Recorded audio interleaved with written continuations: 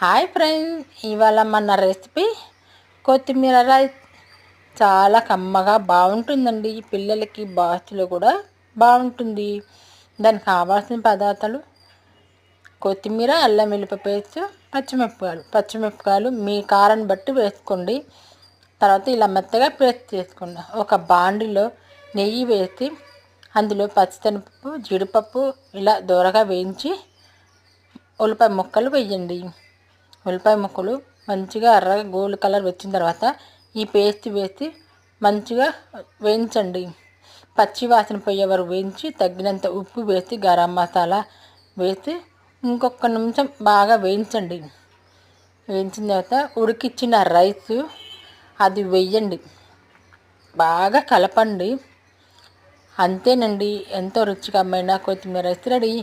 Please subscribe చేసుకొని like కొట్టండి. మేము మంచి మంచి వీడియోస్ మీ ముందుకు వస్తాను. Thank you.